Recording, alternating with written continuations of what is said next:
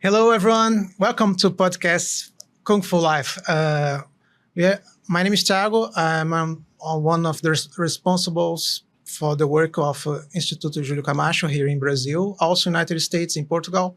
I'm here with my friends and Kung Fu brother, Thiago Pereira. Hello everyone, first time in English. I'm Thiago Pereira, member of Moyal and Chun Safeguard Group, and we are back, and today is a very special episode. We are very proud and honored to receive here Grandmaster William Moy. Say hello. Hi, everyone. So, Grandmaster William Moy is the Kung Fu brother of my Sikon. I'm very proud to call him my Sipakon. Basically, he's a Grandmaster. He's president for life of the Moyal Wing Chun International Moyal Wing Chun Federation. Also, he's also a screenwriter. He is launching his book. I have here the Brazilian version. It's very, very good book. Very impressive. Also, it will be released in United States late May. So you can already order it on pre-sale. I did mine. So my master will receive it in Florida. All right. So it's an honor to receive you, Sipacom. Thank you. So Eduardo Vilela, the publisher of this book here in Brazil, he was so in love about this book. Yes. He hurried up to have it in time so we can release the Portuguese version with the English version. Yes.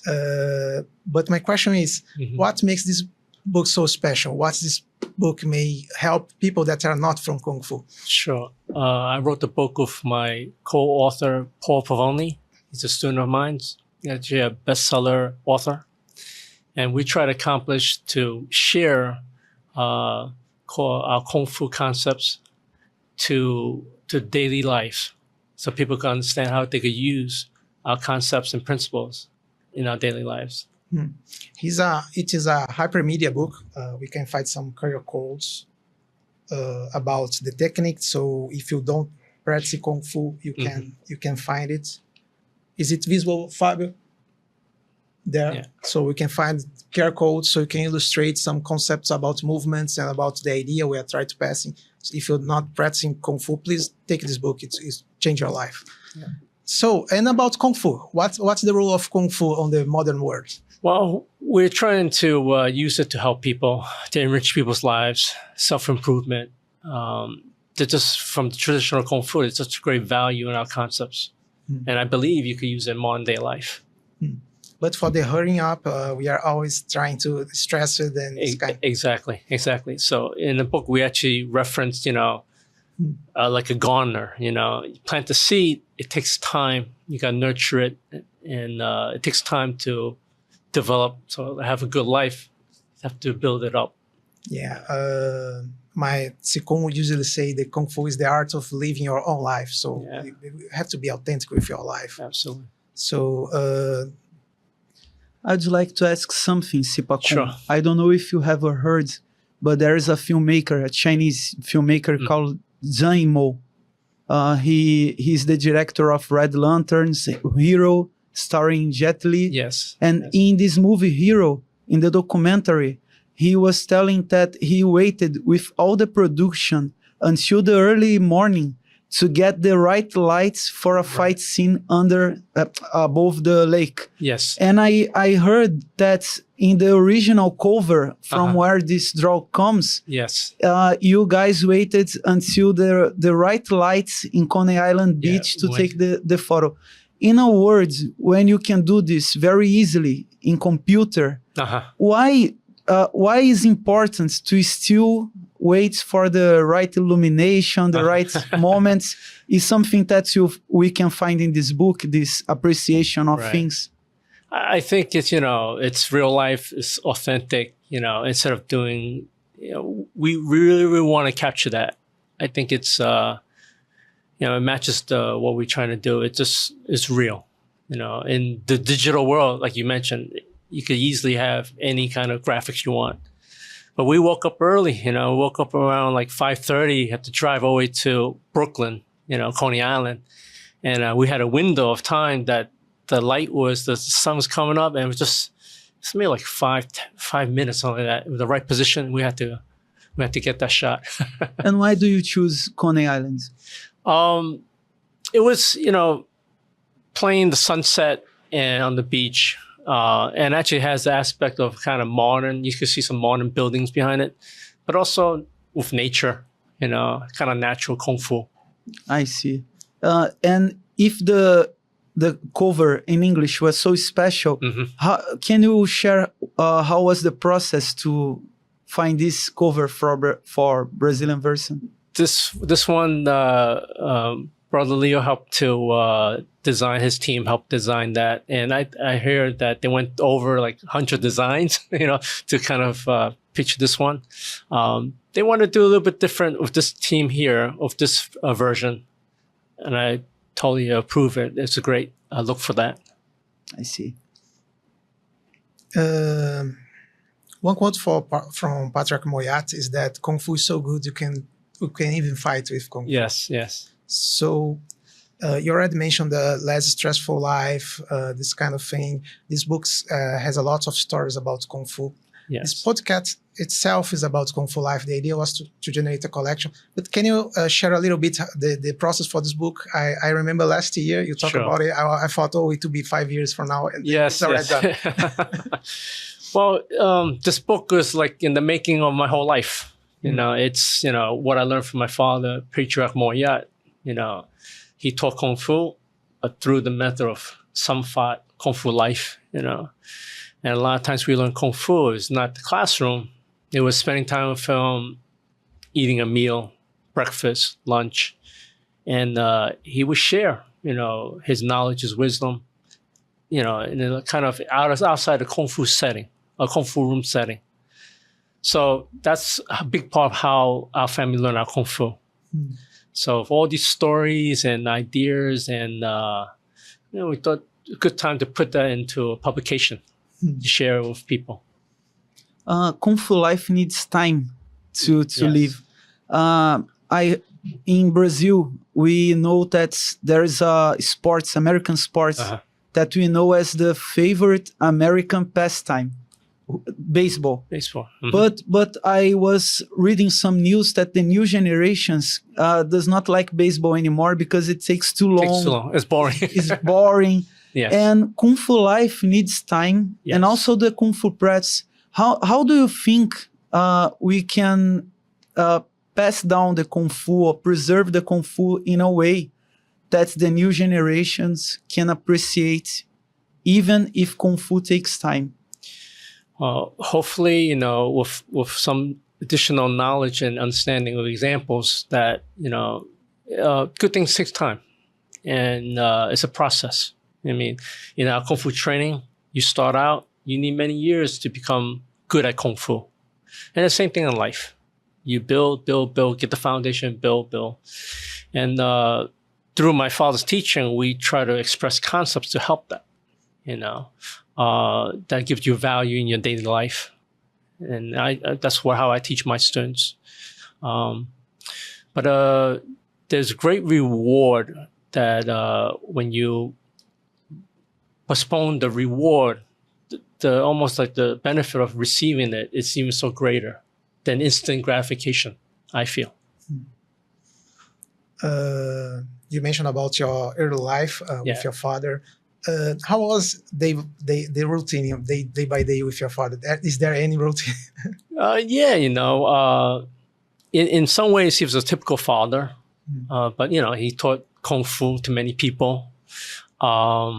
He was very busy.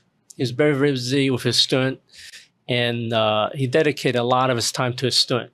So I was fortunate, able to be a student. So I actually able to spend time with him. In a sense, he's a traditional Chinese man from Hong Kong. He didn't take me to no sports game, baseball and stuff like that. But we did enjoy a lot of father and son time. Actually, more important stuff, just spending time and learning about life through him. But we did enjoy some hobbies. We would play pool together and spend time like that. I'm proud to say I was very close to my father. Nice. My senior master, Julio Camacho, his house told me please don't be the sifu of your family, or my personal family, for your daughters. you're his father, not her father's, not. Yes. Is there any difference between being a father? You also have children, so, and be a sifu. How you manage to balance these things? I'm a father and teacher, and my father was of course also. It's like a dual duty, Not so easy. It's not that easy, but I think for myself, when I was in the classroom learning kung fu, he was my teacher, my sifu. I didn't want any like special treatment because he's my father. I didn't want my kung fu brothers to treat me differently, and even I didn't want my father to treat me differently. I want to earn my kung fu through hard work and merit. So I didn't want to stand out like that. Yeah. So it was good that he created that environment for me. So, and he was aware of that. He was aware that a lot of eyes was going to be on me, like, no, this is Sifu's son. But you are a Chinese young, growing up in the United States, being a son of a grandmaster, a kind of famous in Chinatown master. How was it going with the neighborhoods? I came here when I was pretty young, when I was 5. So I'm pretty much a New Yorker. I grew up, like American. So I love playing sports on the streets and so on, stickball, hockey.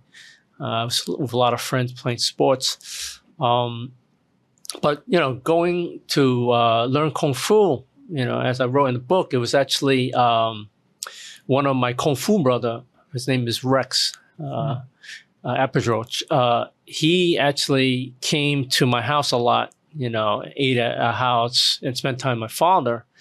And he became like a big brother to me. He taught me how to play chess. He taught me a lot of things. So he kind of showed me a little bit of the Kung Fu that sparked the interest, and then from there, I was able to visit his school and home in Florida. And when I was there, people wanted to know my Kung Fu. This is a master's son. Kind of explain some Kung Fu to me. But I had very little. So kind of felt kind of embarrassed. So I wanted to let's investigate this. Let's learn some Kung Fu. So when I came back, I officially started my Kung Fu. And that was my upbringing there. Did some sports, and I got into Kung Fu. And once I got into Kung Fu, it was just doing a lot of Kung Fu. And I think one of the benefits was that I grew up here, but when I studied Kung Fu, I learned more about the Chinese culture. Nice. Through my father, through the Kung Fu. So that was great. And also, learn more Chinese words, Chinese Kung Fu vocabulary, the names of techniques and stuff like that. So that was really good. Can you remember some situation when you realized that your father would not treat you different because he was your father when you were at Kung Fu school? I think it started from, actually, I could tell you a big incident, but it usually just started from day one, because everybody knew, there's a young little boy in the class, who's this? Oh, my son is Sifu's son. But it really happened when, we start the Wing Chun system and you taught forms, empty hand forms. So our first form is Xin Nim Tao, beginning form. So I was taught that I was playing that. So we are taught section by section. So it's easier to learn. So, I learned the first section. I thought I learned pretty fast, in a short time, And I don't know, maybe like a week or two or something like that, very short. And I went to the office and said, Dad, I want to learn something. I want to learn a new part. He yelled at me. He's like, "Get back out there!" So right there, you're not getting any special treatment. So after that, it's like, okay, all right. So just like the other students, take your time, develop, and you do it right. I had a Chinese teacher that she taught Mandarin. She said that when you talk about your mother or father, you don't need to use you say my father or the baba. my mother, wo de mama. You don't need to say the. Duh. You just say wo mama, wo baba, because you just have one father and one mother. Right. And she said, I don't know, but she said at the time that for your sifu, you don't need to say that too. You just say wo shifu because you just have one your entire life. Right. So it's a very important figure in Chinese culture.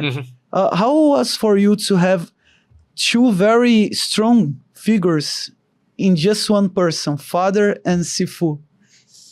I don't know if there's a way to break them apart, you know?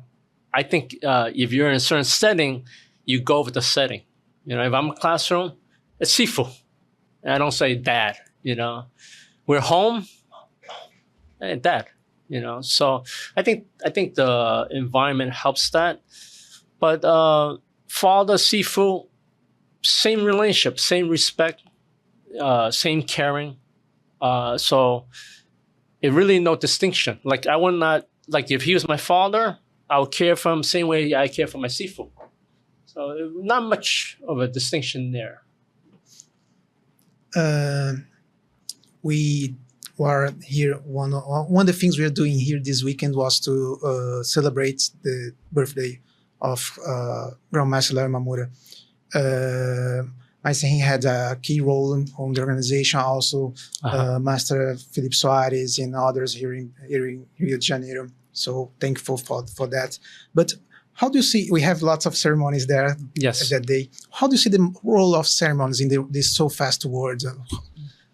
First of all, it was great, and I'd like to extend my gratitude of hosting me, having me. It was great, and the celebration was great.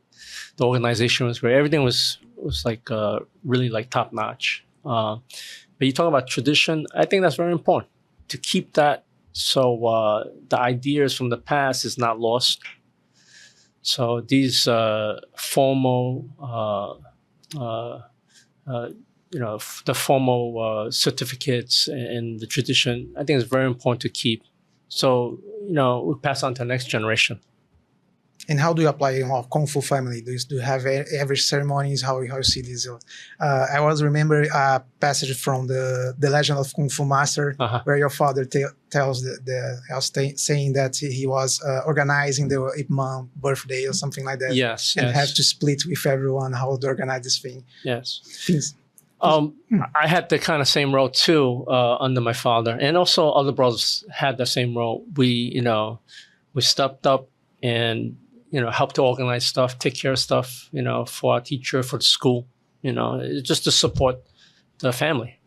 But yeah, my father always stressed that tradition. That's tradition is what makes us who we are, our beliefs. And we're blessed that he was very into the Chinese culture and tradition, different ceremonies, different procedures. So when you learn Kung Fu, especially from our family, this is something we offer, besides just techniques. And, we're able to give you the Chinese culture. I'd like to ask Sipakun, back to the book, about the title. In Portuguese and in English, we have the word master, but in English, in Portuguese, master does not mean so much as sifu. So I would like to ask you if you could share what's the term sifu means for you. Okay. At this time, at this point of your life. Sure. Sifu to me is like father of your Kung Fu. If you call somebody sifu, to me, it's more than an instructor. It's literally like the relationship that you would have if it was with your father. We want it to be that close, So maybe even goes beyond mentor. A lot of times we say, teacher, mentor, and then you got the disciple, student. For me, sifu carries a heavy weight. In terms of relationship, somebody's very close to you that's giving you the Kung Fu, transmitting the Kung Fu to you. in this case, it was my fault. So it was not a big stretch to actually apply that title and have that kind of relationship. Let me keep going on this topic, because the two titles in Portuguese and English also has the words to live, live or viva in Portuguese. But live life like a Kung Fu master. How do you think what do you think the person has to have inside her to live a life like a Kung Fu master with so many ups and downs and challenges and difficulties? What can you talk a little bit about that? When we came up with the title, the word master, we're looking at as a master of you're acquiring some skill. It's not the title, like you're a grandmaster or master, is that you have the skills of a certain thing. Just like Kung Fu, Kung Fu is skill, hard work. Hard work time equals a skill. So it's like, when you're a master, you have acquired some skills. And we want to share that, stories and people in the book that, they have accomplished, that have certain level of skill. And that skill translates into life, And some of the main skills is, having balance in your life, also resiliency, coming back from challenges, So there's certain concepts about that is to help you better your life. My master usually says to not be only a Kung Fu guy. Don't be a nerd about Kung Fu. You should be, but it's not enough. Like we mentioned, Kung Fu is good for everything. Maybe 10 years ago, we were together in Philadelphia, and you was telling me a story about your father, that during the daily routine, the Mokun was more like an art studio. Your father was creating things, and then I realized, that's what my master is talking about. You can do anything with Kung Fu. How was the daily routine? What other hobbies Taekwondo could have? And for you, how do you see this? Patriarch, he was an artist. He did a lot of artwork and worked in different mediums. He did sculpture, he did carving, he did painting, oil painting, and calligraphy, and he was really steep into that. He was a man that just enjoyed learning. He just liked the process of learning, self-improvement. And a lot of things that he had was through self-improvement. Like, he's self-taught, So he lived like an artist's life. He was always creating, seeing different things, different perspective, and he will put it into art, and we definitely appreciated that. So also, the way he taught Kung Fu is kind of different. It's almost like artists, it's very different from other teachers, how they taught, and for myself, I kind of got influenced by that. So I do like art, I do like film, and do like writing, the creative part, Can you share how much of Patriarch Moyat bring back the conversations to understand a bigger understanding of the Wing Chun system, no matter the topic, but how he brings back to the Wing Chun system or if it was not important to him during a process of Kung Fu life? All the years, what I observed is that he never forced the Kung Fu on you. Like, he never forced, this is Kung Fu life, this is Kung Fu life, He never preached like that. I think that would have been too much. It flowed from him very naturally. And sometimes it would be a little bit more to explain to you. But a lot of times, the students have to figure it out by themselves. They experience something with my father, or patriarch. If they think about it, there was a lesson there, and it was their work. Okay, he was explaining this or teaching me this, and I think a lot of the lesson was like that. It was very natural and organic. which I think stays with you longer than somebody telling you the answer. You know, it's almost like you invested yourself and worked on coming with the answer or coming with the resolution. So you're part of the answer that stays with you longer than he giving you the answer. So the enjoyment is that if you were able to spend time with him, you get a lot of that kind of kung fu through the kung fu life. Yes, I would like to know from you, how do you perceive the scene of kung fu these days? What I mean? How do you perceive the Moya lineage around the world at this point? Right. From, you know, what I perceive of the kung fu scene or the community, it's what I see as social media. I don't get out too much to interact with a lot of martial artists. You know, I try to attend some events. I believe there's a lot of good out there. I believe a lot of negative stuff out there. Meaning that, you know, it's some of the martial arts is just movements, and it's limited in what you could gain from it. You know, it's just techniques, you know, rather than really good concepts that could actually really help you improve your life. You know, not trying to knock it, but, you know, you teach people to techniques to do this and that.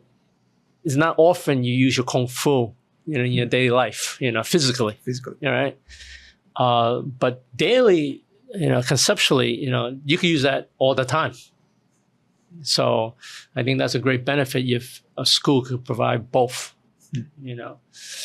So that's what I understand about the community. But yes, there is a lot of great lineage and kung fu families and instructors out there. And our family, what I perceive is, interesting enough, you know, patriarch has been gone for some time, but our family is still growing and thriving, you know. So that's like a testament of what he left behind.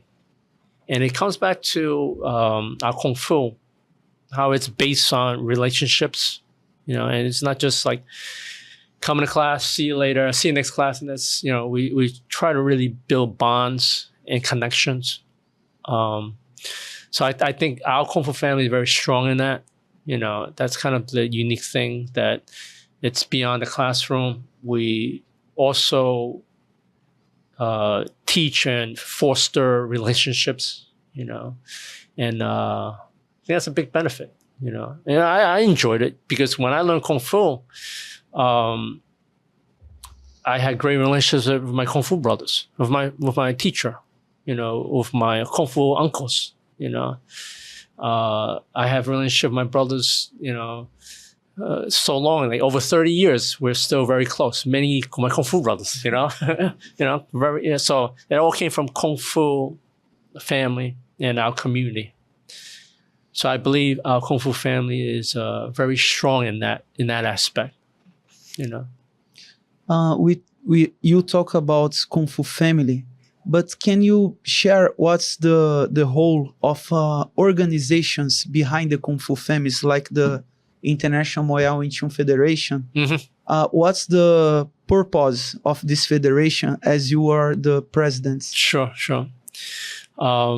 Yeah, the International Federation, the goal of that is to preserve my father's legacy and his teachings, to protect it and carry on his teaching for the next generations. We just felt, you know, we have gained so much great kung fu, rich information, knowledge, and we just wanted to be able to pass it on for the next generation. So we all came together with my kung fu brothers, and it's like a family organization that we all come together under the same umbrella, working for the same goal. Because all our kung fu brothers, all the members, have all different experiences with my father. And it makes it a rich group that you could see all the teachings of my father. It's just instead of one person doing it by themselves. You're always stronger when you work together, right? Yes. So that is our goal, to keep the Moya Kung Fu going. In Brazil, we have our Sikun Grandmaster Leo Imamura. Mm-hmm. His story with your father and Moi family is almost a miracle for us. Yeah. It's unbelievable story. Yeah. And I would like to know if you could share how was for you, if you remember when he came in the beginning, and if you can share a little bit of his process. Sure. From your perspective. Yeah, I'm a little bit older now. I still remember. I mean, these are special moments in my life, especially with somebody close to me, and we remember stuff like that. Of course, I was a young man. I was a teenager, and Leo came and started the school. We were in Chinatown, New York. It is a very interesting location. It's a big loft in Chinatown. You walk up the creepy floors, the wooden, the stairs, kind of a little bit rundown building, skylight on top, and during the day, the light comes down, you play your Kung Fu. It's like pretty cool, like the movie, It was a very nice place to train, So Leo came, and at first, my father did have other students come abroad to train, and some made it and some failed, meaning that they didn't continue, So Leo came, and my experience was we were closer in age, so we had we had some things in common. But the difficulty was that he didn't speak any English. It's like, but it was just like he wanted Kung Fu and we were there doing Kung Fu. And it just, that connection of Kung Fu made us be very friendly, just have friendship, but you know what? You see the dedication. He's coming from all the way from another country, whatever I could help him out with, we'll help him out with. And, he worked hard. And as we got to know him more and more, he was able to, instead of staying at the school, he actually stayed in our house as the years go by. And the dedication was there. It was like every year, you could expect Leo to be here, in usually the summertime when it's hot. And he'll be there training and working hard. And there were times, of course, I was in school. I know he was with my father a lot, learning a lot of Kung Fu during the day. Then we'll catch up and train. But also throughout the years, we able to hang out and spend time together. Went to see a lot of movies together and stuff like that, So, like I mentioned before, you build these great relationships, which means so much, Also, especially when you're trying to accomplish something hard, it's always good to have friends and partners to help you to keep on trying to learn the Kung Fu, because it's a hard thing. It's a long journey, and a lot of people fail. But when you have good brothers, you kind of support each other and push each other, and then easier to reach your goals. So that's Leo. We had a great time, and also with other brothers, a lot of good friendships. There's a documentary from 2012 from Hong Kong TV, and one of the parts of documentary was about sifu style. And he was talking about his childhood. He said, sometimes in our family we didn't have money, but my father received all the disciples in our house. Right. And we live with those guys that I didn't know. And I grew up in that environment. Yeah. So he finished talking about how heavy it is to carry his father's legacy. I would like to know from you, how was for you and maybe your sisters, if you can say something, to receive people that you don't know to spend time in your home, because it's a lot of relationships in the same house. Sure. Husband, father, and sifu of guys that you don't know and is going to your home and spend nights there. Yes. It always comes from the relationship of my father. You know, you trust, of course, you know, his decision and who he brings to the house, you know. So it was really not much of a problem for us, you know. And I've also added that my mother is a very giving person. So she welcomed everybody too, you know. So that was the atmosphere of the family, that, you know, guests are welcome, and or you say Kung Fu family, Kung Fu brothers was fine, you know. Too bad we didn't have a big house, you know, with like guest rooms and stuff like that. You know, a lot of them stayed on the sofa bed or something like that, you know, but we still had fun and enjoyed each other's company, and we welcome a lot of people. So, yeah. The International Muay Thai and Two Federation do regular training camps. I know we're gonna have one more in June, I think. Yes, I yes. received it yesterday, Yes. the invitation. So how you see this? Because for us in Brazil, a goal we are doing to be in United States was in December, but the birthday of Madame Ellen Moy, Yes. mother. So how you see this going, this gatherings? Yes. We started that workshop a couple of years ago. We keep on trying to build and make it bigger and stronger. But again, it goes back to like our mission is to have different parts of our family, different groups, different brothers and sisters come together to share the Kung Fu and get the experience, and you know, to learn from each other. Again, everybody got something a little bit different from my father, and it's good to recognize and celebrate that and enjoy it. And when we come together, we can always learn from each other, and that's the goal of the workshop. Going back to the book Sipakun, can you share a little bit about what you know from the process to make this book in Brazil? Because I think it was a very fast process with the help of Grandmaster Leo Imamura. Can you share a little bit?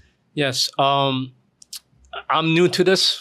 You know, Paul Pavoni, the co-author, I mean, he's an established author, and he's guiding me through this process, you know. Teaching me a lot. So, and actually, whenever you collaborate, I always learn a lot. So I got this kind of the steps of it, and but yes, I share this with Grandmaster Leo that was writing this book. So he was very interested in it, and he wanted to make it into Brazilian and Portuguese language, you know. I said, great. I mean, that'd be wonderful. You know, it could reach a wider audience, and we had it. We were trying to get him the manuscript and information earlier, but it was pushed back. You know, with our manuscript, and because he wanted it for this birthday celebration, we thought it would be nice to have it at the celebration. So they received the information, they received the manuscript to translate, but they had a short amount of time. I mean, like, and it was kind of pretty amazing. Exactly, it was like a month and a half or something like that, just to do all that. That's pretty amazing. The publisher, Eduardo, is great, you know, what he did, you know. Just through conversation with Leo, that it was all hands on deck, full effort. And he said, you know, he'll get it done. So, I mean, wow. I mean, they did it, you know, able to translate it, you know. They even, so in the book, as you mentioned, we even have the videos that you can watch, you know. They actually did the video in Portuguese. And I'm speaking Portuguese, you know, with the translation, which is pretty amazing, you know. It's pretty funny, you know. But they did it pretty fast, and also great quality. I mean, I look at it; it's wonderful. You know, to have to actually hold the material in your hand and have a book, and it gives them a lot of props. They worked hard on it, and they did a great job to have it on time. Because in fact, like Thiago said earlier, you can use your phone to go to the video to see the code. Yes, and that's in Portuguese using AI.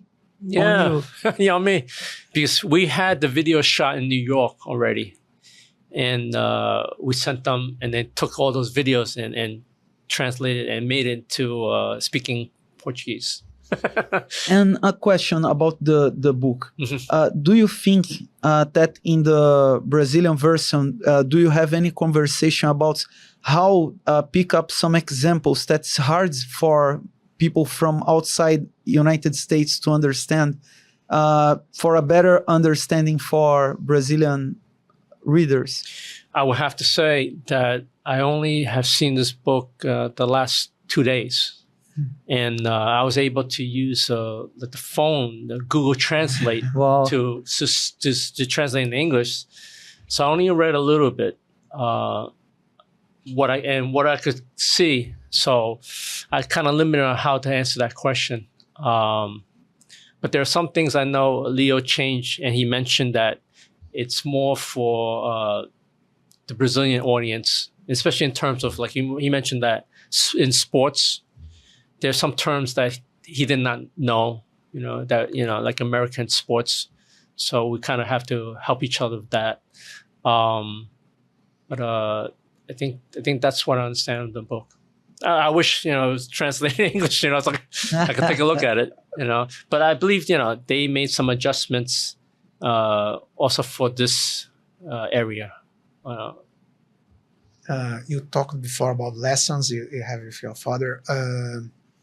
One thing you usually say in English is you should put your money where your mouth is. Yeah. In Kung Fu, I think I would translate it as a king also fat. Your heart should be on your Kung Fu. So Sure. I think Bruce Lee did a good translation. They say, oh, when you punch, you really punch. You can't lie to yourself. So how do you see this process of teaching your students? Because another thing Patrick used to say is you can't learn, you can't teach Kung Fu. You only learn. So how do you see this dichotomy of having something that you can't teach other? You have to let them. Sure. I mean, how I could explain that is that I have an easier way to teach because I lived it. I've done it. So I could teach by example. I've done the practice, I've done the system. So if I'm telling you to do something and I've done it, you trust me. If I have not done that, it's hard. So teaching the Wing Chun, it's easy that way, especially if you have trained that. And I think that's important because if you relax, it actually almost like it becomes part of the transmission. If I could teach you in a relaxed manner, you're going to get it easier than it's forced. So I think one thing is lead by example. I believe that. If you want to learn the Kung Fu, of course, find somebody that have done it and done it well and long time. Sipacon Julio Cordeiro was saying 2 or 3 years ago, because he's also writing a book, saying Wing Chun is easy. It's not easy. It's not the time for you. Just relax, keep going. It's easy to understand, but it's hard to do it well or to become an expert. I mean, a lot of people, it's easy, but it's really, really hard to get it good. Nice. Perfect. Sipacon, I would like to ask also about those Chinese ideograms, Samfa. Do you have an idea why your father chose to translate as Kung Fu Life? Samfa, the heart's way, And another way of thinking about the sum is also the mind, the connection. So the heart's way is, I could also maybe relate back to saying it's from the true intent, passing on that whatever you're trying to pass on, you know. And I always come back to relationship. You know, it's not artificial. It's that I spend time with you. You're gonna really get the essence, you know, and purposefully being with you, having the right intent, or really trying to connect. And in our case, it would be the kung fu knowledge, the kung fu. You know, so I think he liked that term. And I don't know if you can share also, going more deeply in terminology, about the name Suning Tao being in the beginning of the system. It make you think about something. Suning Tao being the name of the first form of the system. As you keep on studying the system, I'm just amazed how genius they were, the Grandmasters. They create a system. It's just amazing. You start to study it, how they really saw it as a whole complete system, you know. So it makes great sense that that's the first form, Sinim Tao. Let me describe a little bit what Sinim Tao is. Sinim Tao is give you the basic alphabet of the city, of the form, of the system, the alphabets, you know, the letters, you know, so you could build. And when you have that in the beginning, which is little beginning idea, that really helps you out to do well in a system where you have the beginning, middle, and progressively. If anything you learn, you have to have the foundation, the rudiments. And that's a big part of the Sinim Tao. There might be other stuff that don't do that well, and it's harder to learn, but we really got the basics with Sinim Tao. But going back to the name, Siu Nim Tao, little beginning idea, you know. It's very personal. Everybody have their own beginning idea why they started Kung Fu. And I think it's very important to keep that idea, because sometimes it's a long process to reach the goal. If you keep that Sinim Tao in your mind, it helps you to reach that goal. You know, how many times we started something and, you know, we forget why we really wanted it, you know? So it's always great to play the Sinim Tao, because it reminds you why you want to learn this. You know, that's just beginning, you know, the idea. I see. And another question, different from other Chinese martial arts, we refer to the Wing Chun as a system. We usually don't say Wing Chun style. You say Wing Chun system. Right. Could you explain why? Sure. System and style have very important usage in martial arts. I mean, description is very important. You know, to me, a system is progressively, you have stages and steps that is put together progressively and logically to reach a goal. Yeah, so it's like a lot of steps. A style is like your personal interpretation of the movement, of the art. You do have both, you know. What's great about system is that, again, it takes you step by step to the goal. You know, as we learn anything, it's hard if you don't have the basics. You know, you could just go in circles. You know, but a system, progressively, and just step by step, and you can learn and progress. Style is just your freedom of your expression, which actually is very important, because it's important to express yourself. Don't be a copy of somebody else. You know, if everybody just do the system, they all look the same, doesn't fit your character. It should be your essence, your expression too. I understand. But do you think the title of the book could be live better with the wisdom of a master of Wing Chun instead of it will be some different? Yes, actually, it's interesting you said that, because when we wrote this book, of course, I'm based in Wing Chun. That's my expertise. But Kung Fu is everything. You know, as patriarchs say, you know, Kung Fu is everything.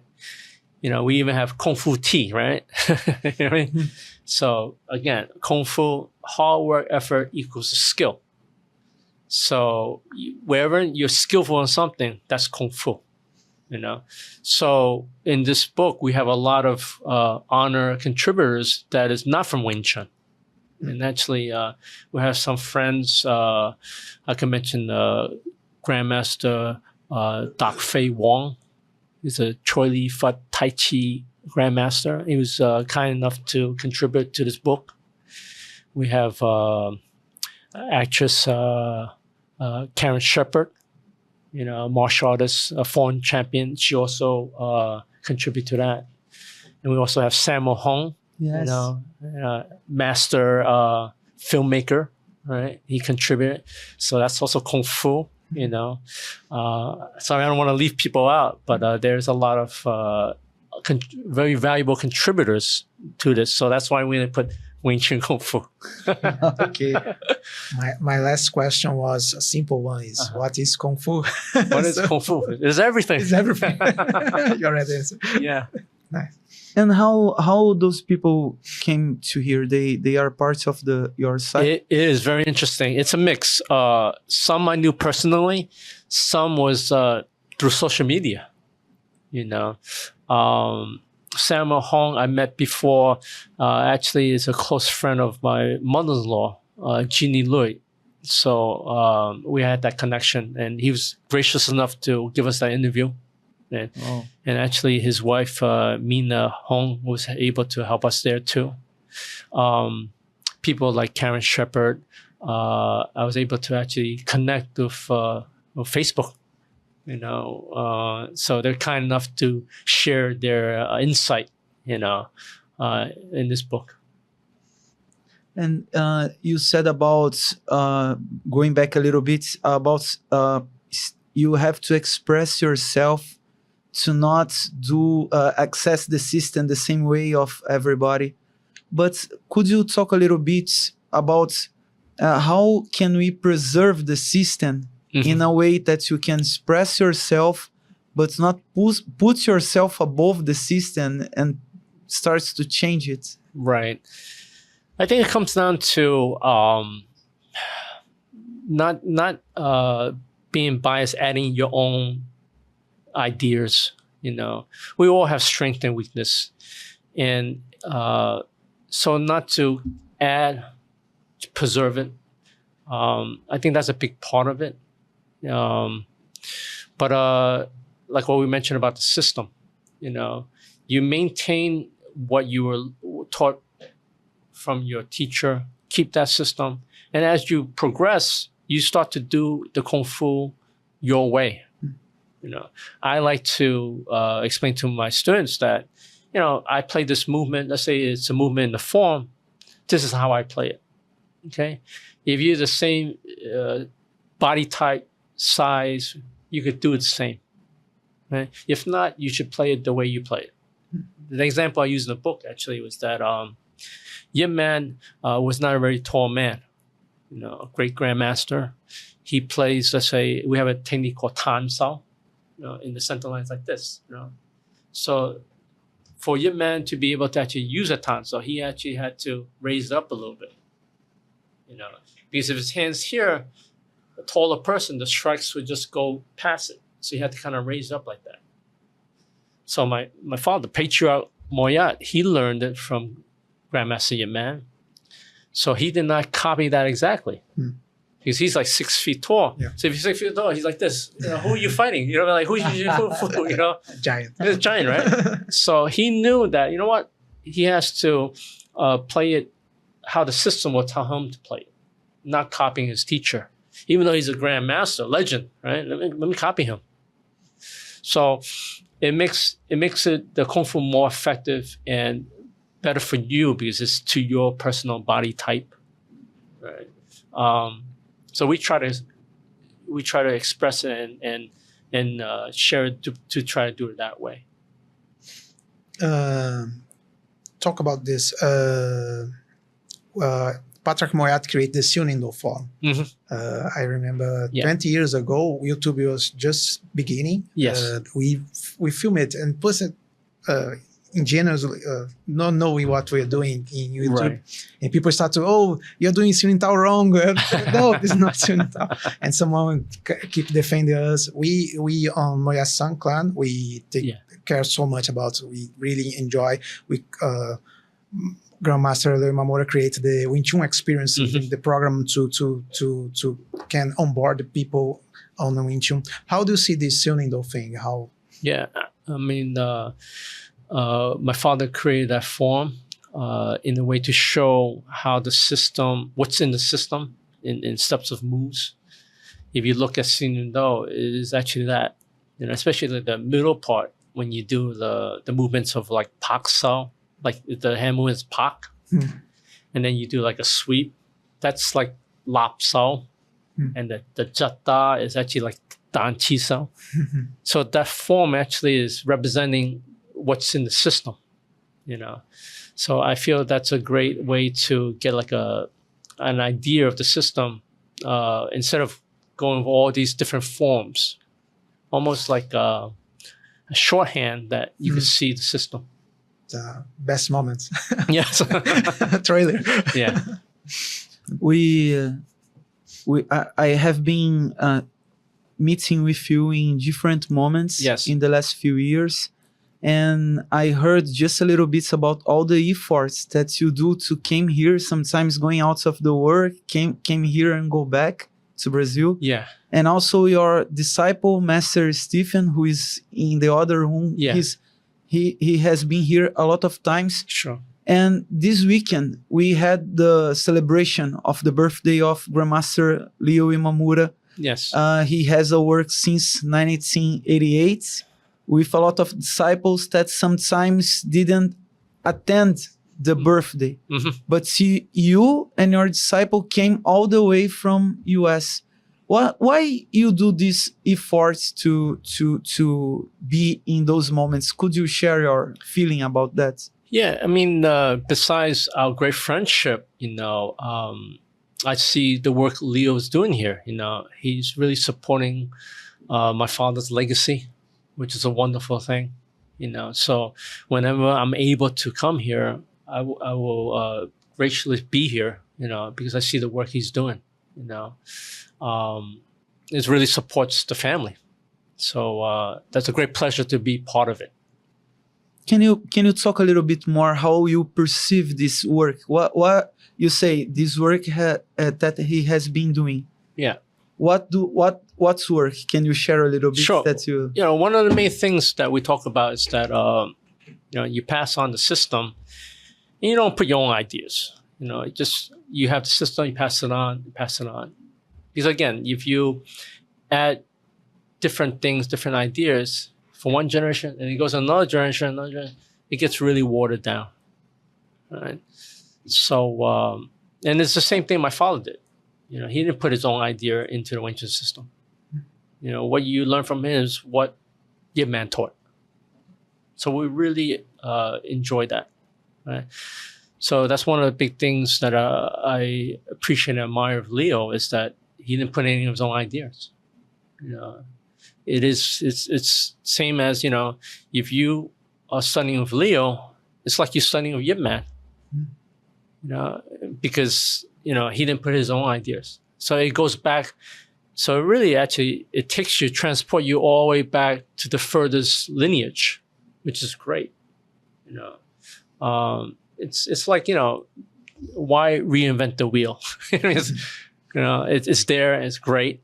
And that kind of passing the system is something I really appreciate. And Leo is a great component of that. It really pass it on, in the right way. So that's one of the main things about that, and we're also doing the Moya Institute, which have a lot of my father's material. So that's very important to continue his legacy. We have a lot of good material. So Leo and his team is really working on that. So really support that too. Talk about passing on a legacy. You mentioned that how Sikon was treat the legacy is the same as come from our genealogy. We have so lucky that we have the Wing Chun Kinkutsu collection that your father, but the patriarch, was creating. How was, because I know it he was creating seals until the end of life. How was the decision about what seals he was doing or not? Okay, I could speak to that somewhat, but that was done before my time.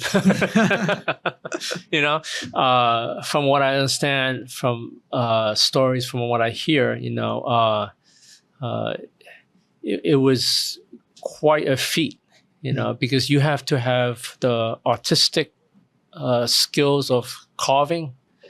You also have to have the understanding of the language, the characters, the Chinese character, and even the picking the right stones took some time.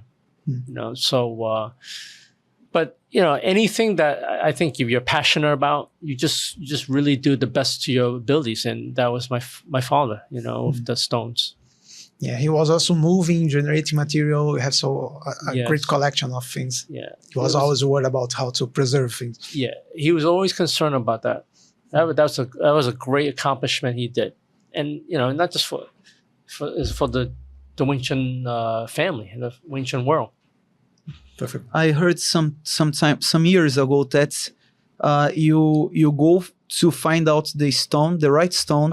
Maybe the stone is already a artistic piece in itself. So maybe if you are a beginner, the artist will not sell it to you because maybe you will and also destroy it. And also there are some stones that they needed two stones, you know, to kind of match. Yes. You know? Yes. You know, let's say you're talking about a certain domain, like a certain form, you know, and you wanted to kind of match, or certain forms match the same kind of stone. It was pretty detailed stuff. Because let's see, he bought the stone. Now he has to carve it. Yeah. And he can make it wrong and lose the stone. So and you can't find that stone. Yes. And after, if he can do this, he has that catalog of his artwork, and he has to stamp that in the right way to not to make it work, make the page go wrong. And it's a very careful work since buying the stone until giving that to the clients, maybe. Yes. Do you think that sometimes if you are a sifu or Wing Chun professional, you should treat the system the same way, careful like that? Because one wrong decision could make the life of the students harder. No, absolutely. Nobody's perfect. You know, you could make some misjudgment mistakes, but you know, you always own up to it and correct it. But yes, you know, treat your relationship, treat your students, treat the Kung Fu as serious as you can. You know, because Kung Fu, the way we really look at it, it transforms life and it can harm life. You know, it's so powerful, really. Yeah.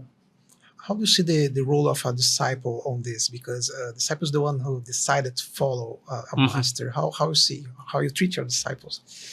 I feel it goes both ways. You know, it's a relationship. You know, you got to respect me, and I got to respect him. You know, it goes both ways. You only really have authority to teach the Kung Fu, so that the person is always on the right path. You know, you don't have the authority to control somebody. You know,